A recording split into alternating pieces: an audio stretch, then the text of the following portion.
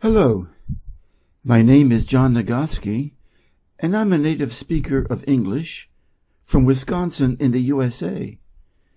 I would like to introduce to you my English reading channel with questions and answers. The Magic of Thinking Big. Chapter 5. How to Think and Dream Creatively.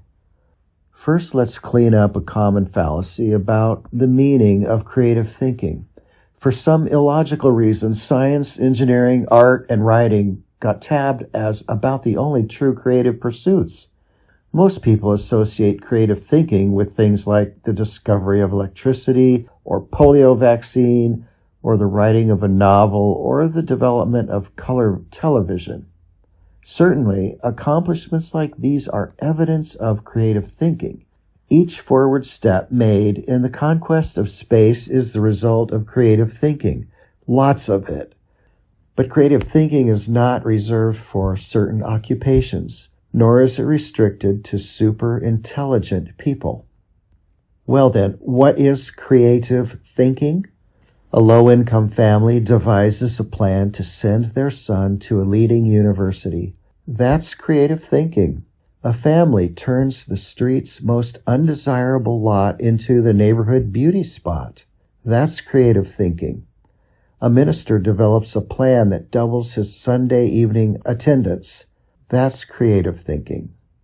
Figuring out ways to simplify record keeping, selling the impossible customer, keeping the children occupied constructively, making employees really like their work, or preventing a certain quarrel.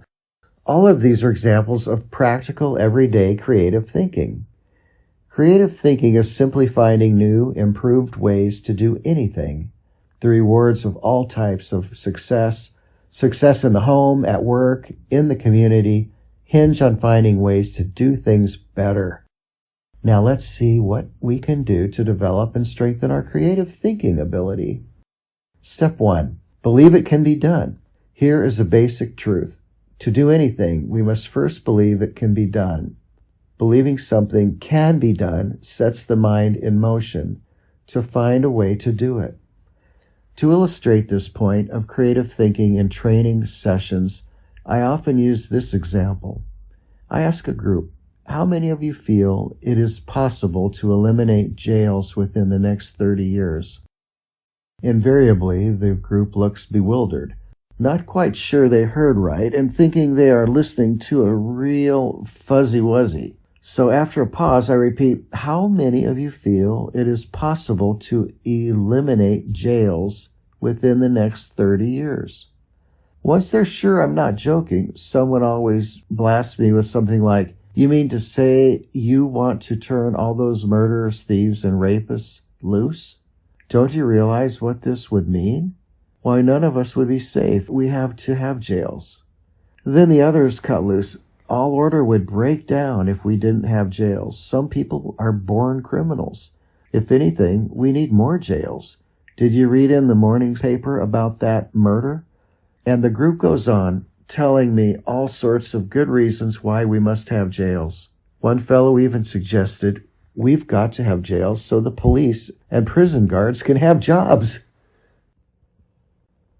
After about 10 minutes of letting the group prove why we can't eliminate the need for jails, I say to them, now let me mention here that this question of eliminating jails is used to make a point.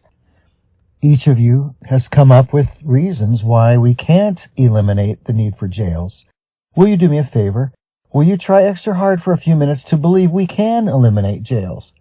Joining in the spirit of the experiment, the group says, in effect, oh well, but just for kicks. Then I ask, now assuming we can eliminate jails, how could we begin?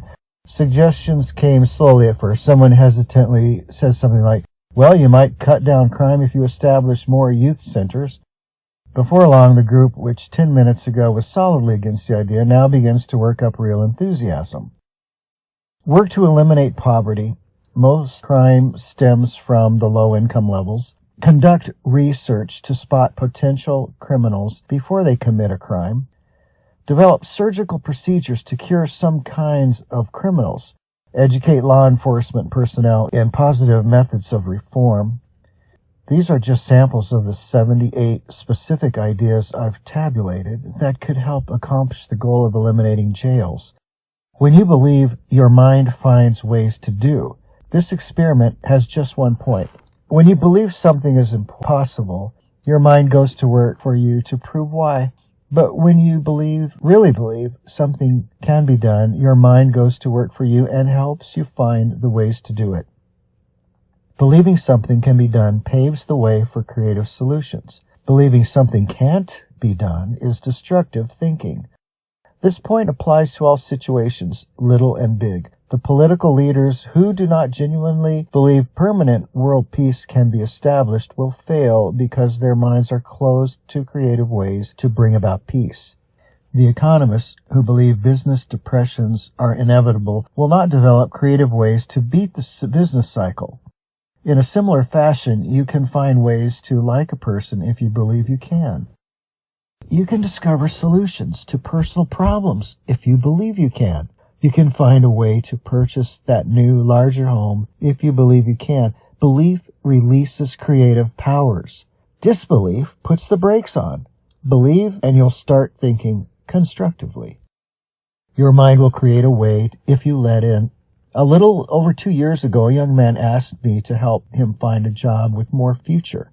He was employed as a clerk in the credit department of a mail-order company and felt that he was getting nowhere. We talked about his past record and what he wanted to do. After knowing something about him, I said, "I admire you very much for wanting to move up the ladder to a better job and more responsibility. But getting a start in the kind of job you want requires a college degree these days. I noticed you finished 3 semesters. May I suggest you finish college? Going summers, you can do it in 2 years. Then I'm sure you can land the job you want with the company you want to work for." I realize, he answered, that a college education would help, but it's impossible for me to go back to school. Impossible? Why? I asked. Well, for one thing, he began, I'm 24. On top of that, my wife and I are expecting our 2nd child in a couple of months. We barely get by now on what I make. I wouldn't have time to study since I'd have to keep my job. It's just impossible, that's all. This young man really had himself convinced that finishing college was impossible. Then I said to him, "If you believe it is impossible to finish school, then it is. But by the same token, if you'll just believe it possible to return to the university, a solution will come. Now, here's what I would like you to do. Make up your mind you are going to go back to school. Let that one thought dominate your thinking. Then really think about how you can do it and still support your family. Come back in a couple of weeks and let me know what ideas you've come up with." My young friend returned 2 weeks later. "I thought a lot about what you said," he began. "I've decided I must go back to school. I haven't figured out all the angles yet, but I'll find a solution." And he did.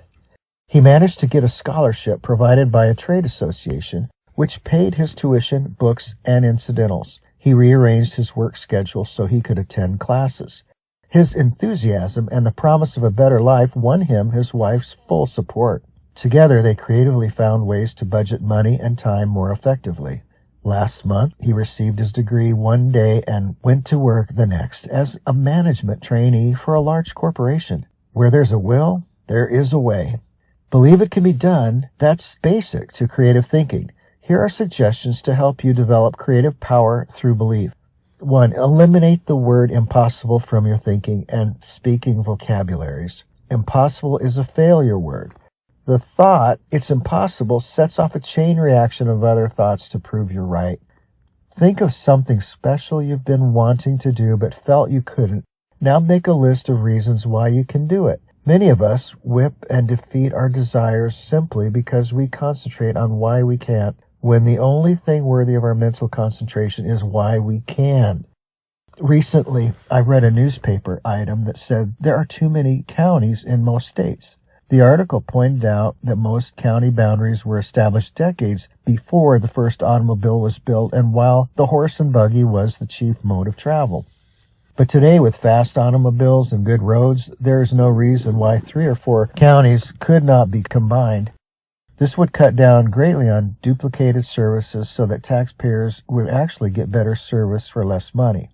The writer of this article said he thought he had stumbled across a really live idea, so he interviewed 30 people at random to get their reactions. The result, not one person thought the idea had merit, even though it would provide them with better local government at less cost. That's an example of traditional thinking. The traditional thinker's mind is paralyzed. He reasons, it's been this way for 100 years. Therefore, it must be good and must stay this way. Why risk a change? Average people have always resented progress.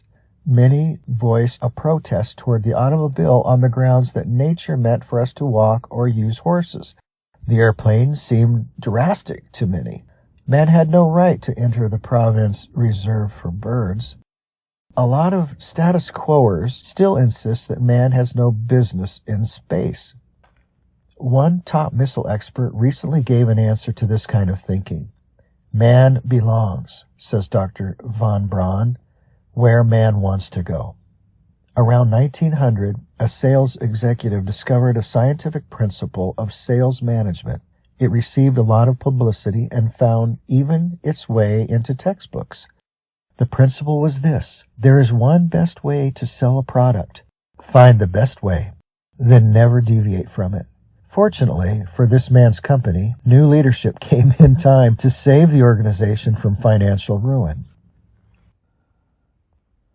Contrast that experience with the philosophy of Crawford H. Greenwalt, president of one of the nation's largest business organizations, E.I. DuPont de Nemours. In a talk at Columbia University, Mr. Greenwalt said, "There are many ways in which a good job can be done, as many ways, in fact, as there are men to whom the task is given. In truth, there is no one best way to do anything. There is no one best way to decorate an apartment, landscape a lawn, make a sail, rear a child, or cook a steak. There are as many best ways as there are creative minds. Nothing grows in ice. If we let tradition freeze our minds, the new ideas can't sprout. Make this test sometime soon. Propose one of the ideas below to someone and then watch his behavior. The postal system, long a government monopoly, should be turned over to private enterprise. 2. Presidential elections should be held every 2 or 6 years instead of 4. Regular hours for retail stores should be 1 p.m. to 8 p.m. instead of 9 a.m. to 5:30 p.m. The retirement age should be raised to 70. Whether these ideas are sound or practical is not the point. What is significant is how a person handles propositions like these. If he laughs at the idea and doesn't give it a second thought, and probably 95% will laugh at it, chances are he suffers from tradition paralysis. But the 1 in 20 who says, "That's an interesting idea, tell me more about it," has a mind that's turned to creativity. Traditional thinking is personal enemy number 1. For the person who is interested in a creative personal success program, traditional thinking freezes your mind, blocks your progress, and prevents you from developing creative power. Here are 3 ways to fight it. Become receptive to ideas. Welcome new ideas. Destroy these thought repellents. Won't work, can't be done, it's useless, and it's stupid. A very successful friend of mine who holds a major position with an insurance company said to me, "I don't pretend to be the smartest guy in the business, but I think I am the best sponge in the insurance industry. I make it a point to soak up all the good ideas I can." Be an experimental person. Break up fixed routines. Expose yourself to new restaurants, new books, new theaters, new friends. Take a different route to work someday. Take a different vacation this year. Do something new and different this weekend.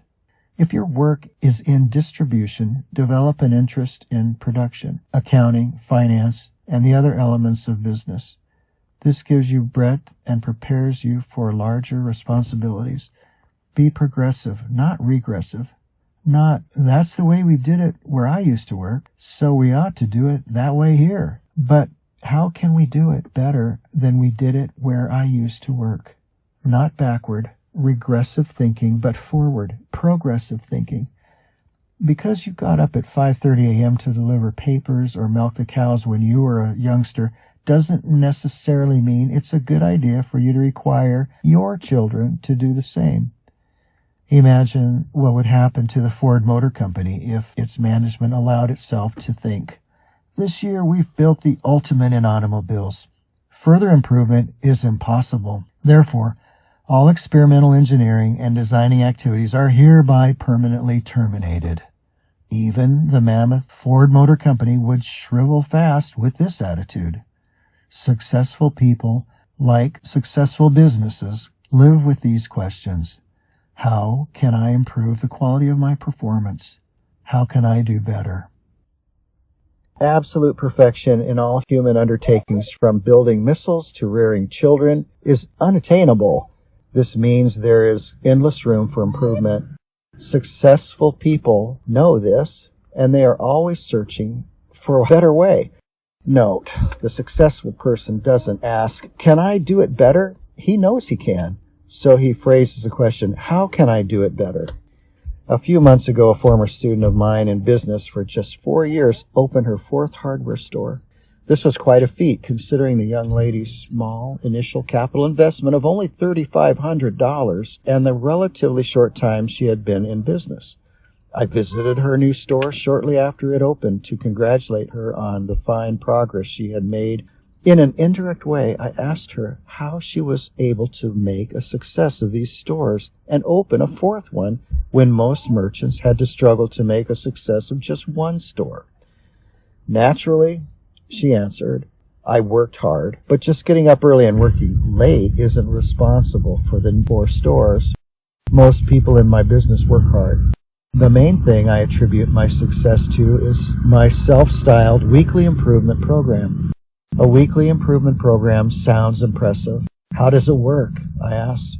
"Well, it really isn't anything elaborate," she continued. "It's just a plan to help me do a better job as each week rolls around.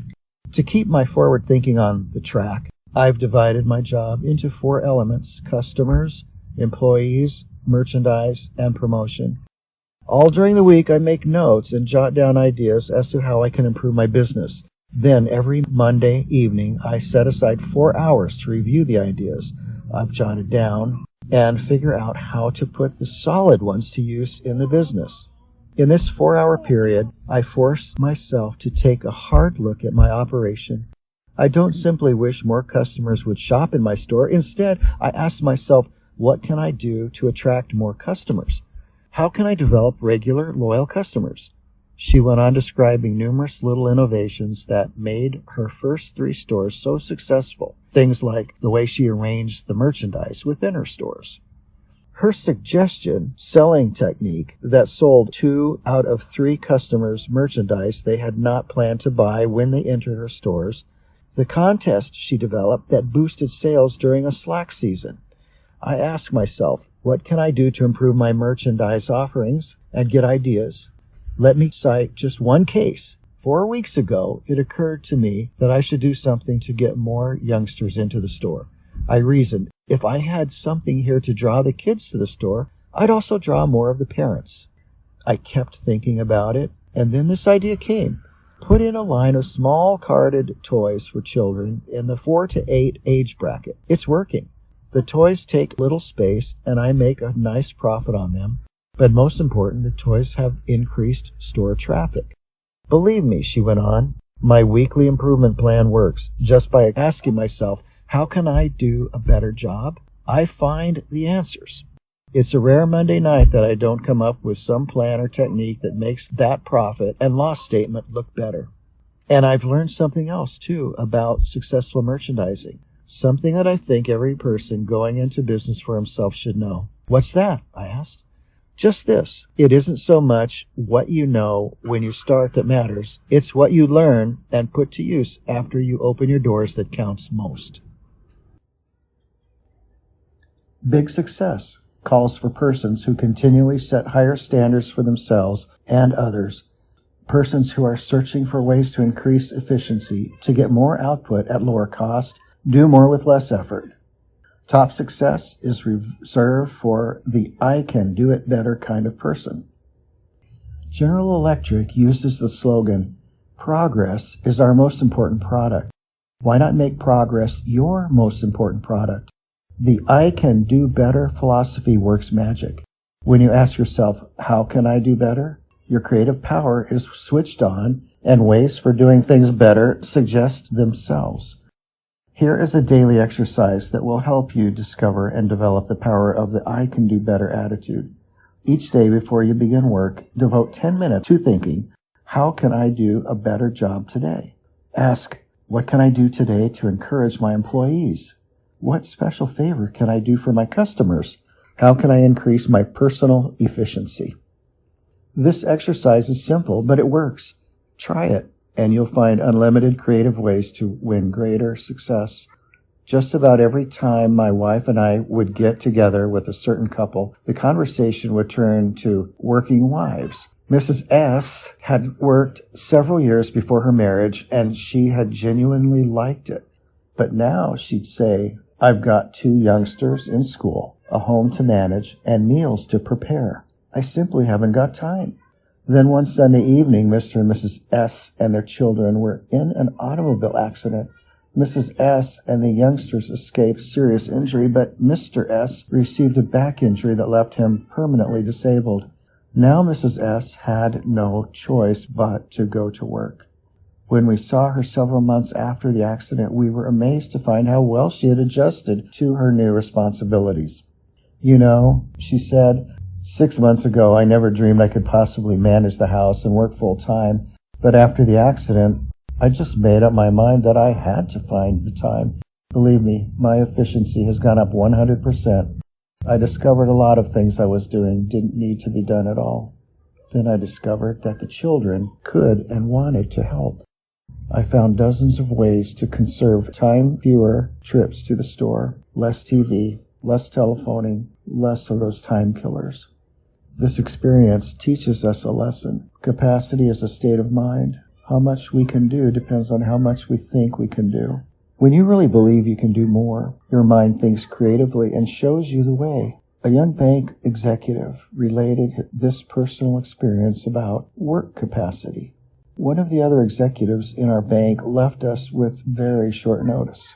This put our department on the spot. The fellow leaving had filled an important job, and his work couldn't be postponed or left undone. The day after he left, the vice president in charge of my department called me in.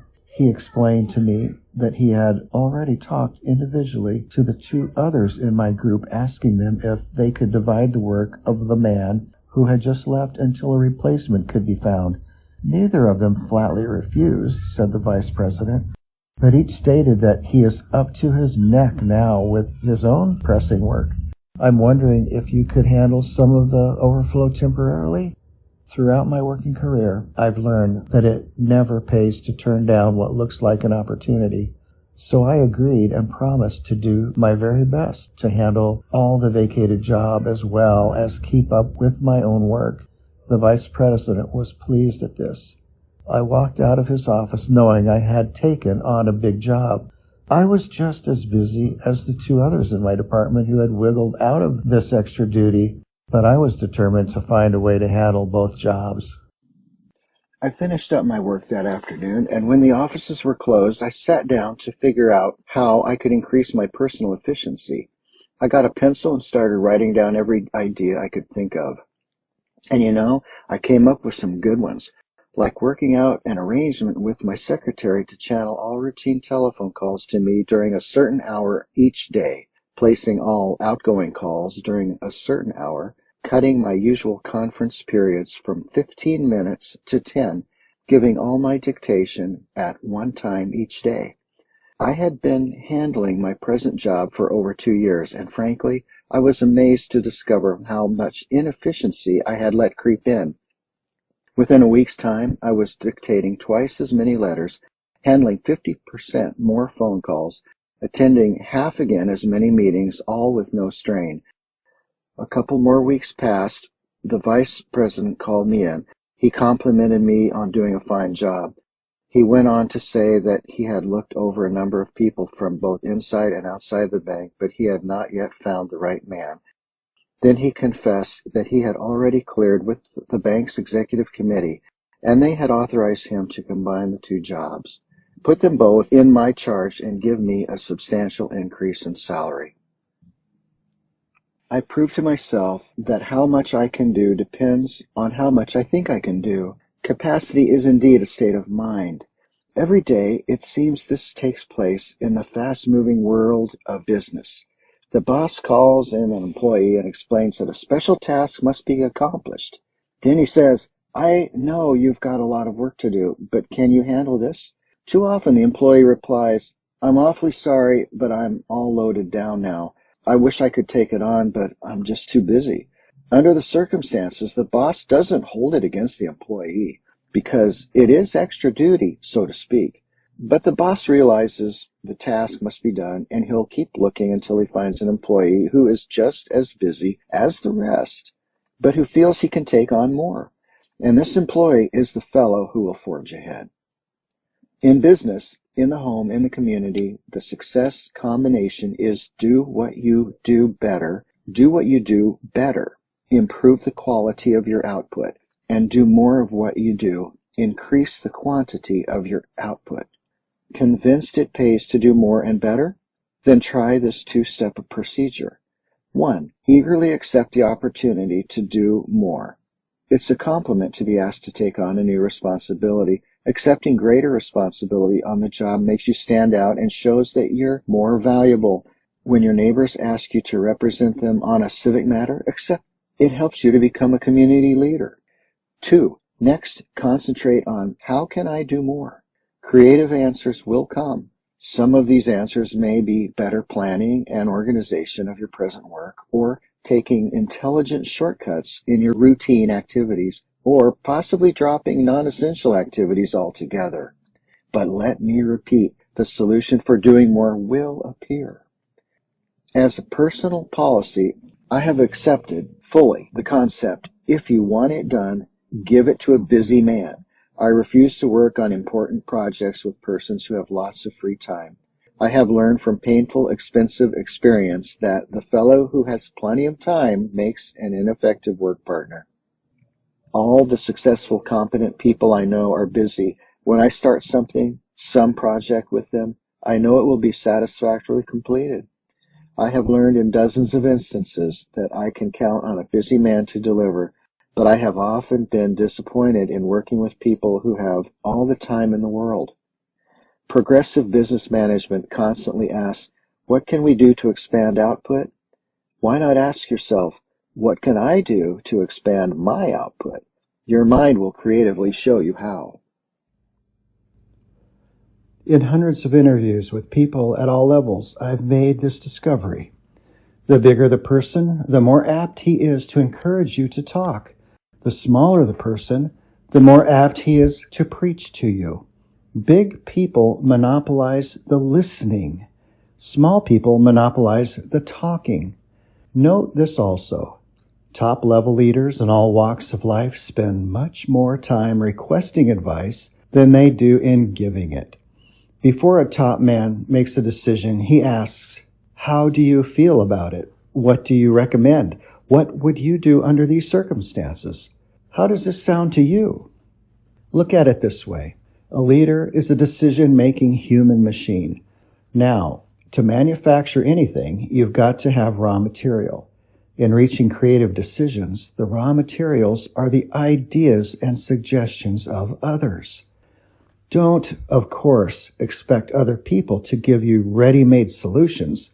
That's not the primary reason for asking and listening. Ideas of others help to spark your own ideas, so your mind is more creative.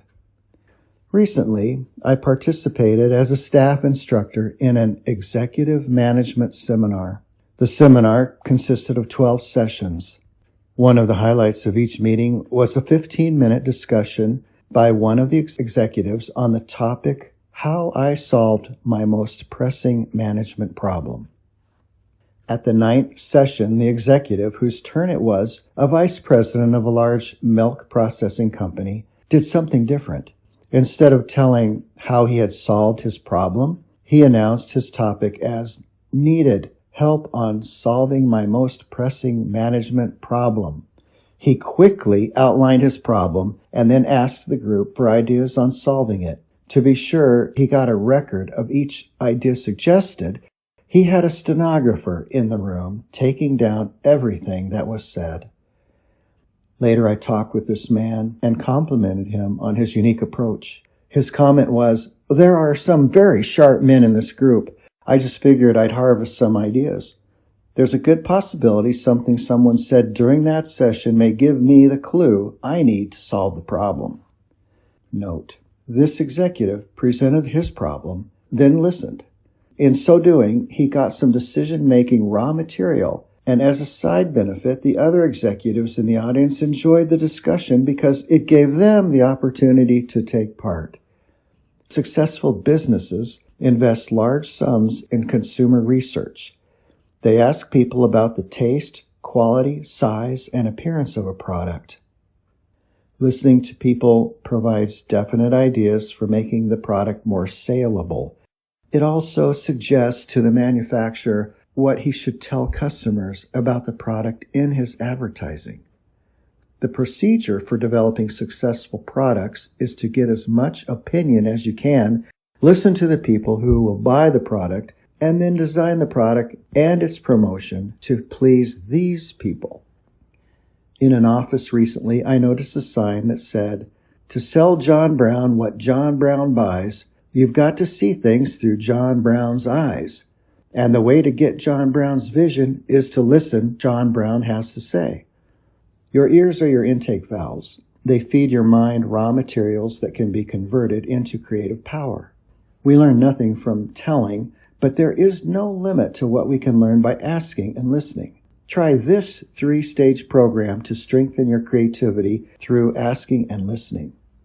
1. Encourage others to talk. In personal conversation or in group meetings, draw out people with little urges such as, "Tell me about your experience," or "What do you think should be done about?" or "What do you think is the key point?" Encourage others to talk, and you win a double-barreled victory. Your mind soaks up raw material that you can use to produce creative thought, and you win friends. There is no surer way to get people to like you than to encourage them to talk to you. Test your own views in the form of questions. Let other people help you smooth and polish your ideas. Use the "what do you think of this suggestion" approach. Don't be dogmatic. Don't announce a fresh idea as if it were handed down on a gold tablet. Do a little informal research first. See how your associates react to it. If you do, chances are you'll end up with a better idea. Concentrate on what the other person says. Listening is more than just keeping your own mouth shut. Listening means letting what's said penetrate your mind. So often people pretend to listen when they aren't listening at all. They're just waiting for the other person to pause so they can take over with talking. Concentrate on what the other person says. Evaluate it. That's how you collect mind food. More and more leading universities are offering advanced management training programs for senior business executives. According to the sponsors, the big benefit of these programs is not that the executives get ready-made formula that they can use to operate their businesses more efficiently. Rather, they benefit most from the opportunity to exchange and discuss new ideas. Many of these programs require the executives to live together in college dormitories, thus encouraging bolt sessions. Boiled down to one word, the executives benefit most from the stimulation received. A young accountant for a paint manufacturer told me about a very successful venture of his that was sparked by ideas of others. "I never had more than a casual interest in real estate," he told me. I've been a professional accountant for several years now, and I've stuck pretty close to my profession. One day, a realtor invited me to be his guest at a luncheon of one of the city's real estate groups. The speaker that day was an older man who had seen the city grow. His talk was about the next 20 years. He predicted that the metropolitan area would continue to grow far out into the surrounding farmland. He also predicted that there would be a record demand for what he called gentleman-sized farms, 2 to 5 acres, big enough so the businessman or professional person could have a pool, horses, a garden, and other hobbies that require space. This man's talk really stimulated me. What he described was exactly what I wanted. The next few days, I asked several friends what they thought about the idea of someday owning a 5-acre estate. Everyone I talked to said, in effect, "I'd love that." I continued to think about it and to figure out how I could turn the idea into profit. Then one day, as I was driving to work, the answer came out of nowhere. Why not buy a farm and divide it into estates? I figured the land might be worth more in relatively small pieces than in one big piece. 22 miles from the center of the city, I found a worn-out 50-acre farm priced at $8,500. I bought it, paying only 1/3 down and working out a mortgage with the owner for the balance. Next, I planted pine seedlings where there were no trees. I did this because a real estate man whom I feel knows his business told me people want trees these days, lots of trees. I wanted my prospective buyers to see that in a few years their estate would be covered with beautiful pine trees. Then I got a surveyor to divide the 50 acres into 10 5-acre plots. Now I was ready to start selling. I got several mailing lists of young executives in the city and put on a small-scale direct mail campaign. I pointed out how for only $3,000, the price of a small city lot, they could buy an estate. I also described the potentials for recreation and wholesome living. In 6 weeks' time, working only evenings and on weekends, I sold all 10 plots. Total income, $30,000. Total costs, including land, advertising, surveying, and legal expenses, $10,400. Profit, $19,600. I made a nice profit because I let myself be exposed to ideas of other intelligent people. Had I not accepted that invitation to attend a luncheon with a group completely foreign to my occupational interests, my brain would have never worked out this successful plan for making a profit. There are many ways to get mental stimulation, but here are 2 that you can incorporate into your pattern of life. First, join and meet regularly with at least one professional group that provides stimulation in your own occupational area. Rub shoulders and minds with other success-oriented people. So often I hear someone say, "Picked up a great idea this noon at the meeting," or "During the meeting yesterday, I got to thinking." Remember, a mind that feeds only on itself soon is undernourished, becoming weak and incapable of creative, progressive thought. Stimulation from others is excellent mind food. Second, join and participate in at least one group outside your occupational interests. Association with people who have different job interests broadens your thinking and helps you to see the big picture. You'll be surprised how mixing regularly with people outside occupational area will stimulate your on-the-job thinking. Ideas are fruits of your thinking, but they've got to be harnessed and put to work to have value. Each year, an oak tree produces enough acorns to populate a good-sized forest. Yet from these bushels of seeds, perhaps only 1 or 2 acorns will become a tree. The squirrels destroy most of them, and the hard ground beneath the tree doesn't give the few remaining seeds much chance for a start. So it is with ideas, very few bear fruit. Ideas are highly perishable. If we're not on guard, the squirrels, negative-thinking people, will destroy most of them. Ideas require special handling from the time they are born until they're transformed into practical ways for doing things better. Use these 3 ways to harness and develop your ideas. Don't let ideas escape. Write them down. Every day, lots of good ideas are born, only to die quickly because they aren't mailed to paper. Memory is a weak slave when it comes to preserving and nurturing brand new ideas. Carry a notebook or some small cards with you, and when you get an idea, write it down. A friend who travels a lot keeps a clipboard beside him so that he can write down an idea the instant it occurs to him. People with fertile, creative minds know a good idea may sprout at any time, any place. Don't let ideas escape, else you destroy the fruits of your thinking.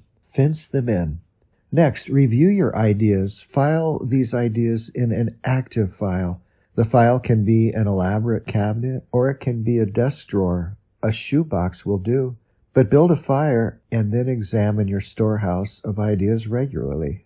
As you go over your ideas, some may, for very good reasons, have no value at all. Get rid of them, but so long as the idea has any promise, keep it. Cultivate and fertilize your idea. Now make your idea grow. Think about it.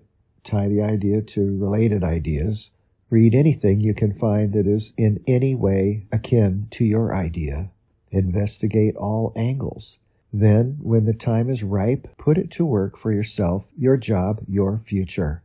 When an architect gets an idea for a new building, he makes a preliminary drawing. When a creative advertising person gets an idea for a new TV commercial, he puts it into storyboard form, a series of drawings that suggest what the idea will look like in finished form. Writers with ideas prepare a first draft. Note, shape up the idea on paper. There are two excellent reasons for this. When the idea takes tangible form, you can literally look at it, see the loopholes, see what it needs in the way of polish. Then, too, ideas have to be sold to someone. Customers, employees, the boss, friends, fellow club members, investors. Somebody must buy the idea, else it has no value. One summer, I was contacted by 2 life insurance salesmen. Both wanted to work on my insurance program. Both promised to return with a plan for making the needed changes. The first salesman gave me strictly an oral presentation.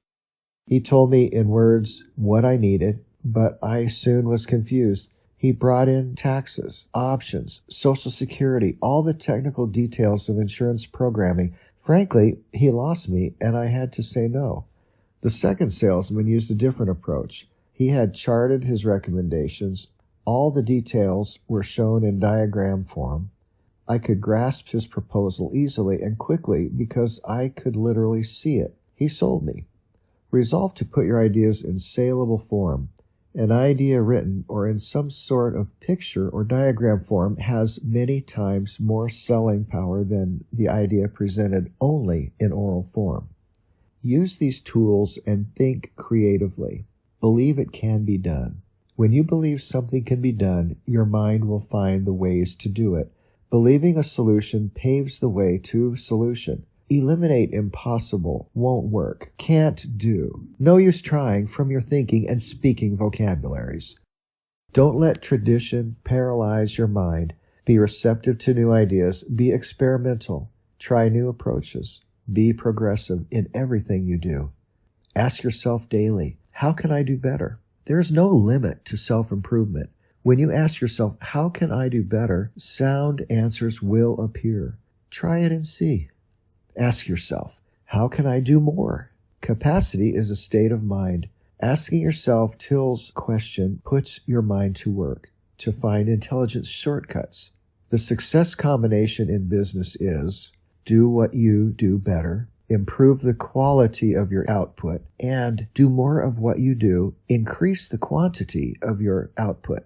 Practice asking and listening. Ask and listen, and you'll obtain raw material for reaching sound decisions. Remember, big people monopolize the listening. Small people monopolize the talking. Stretch your mind. Get stimulated. Associate with people who can help you think of new ideas, new ways of doing things. Mix with people of different occupational and social interests.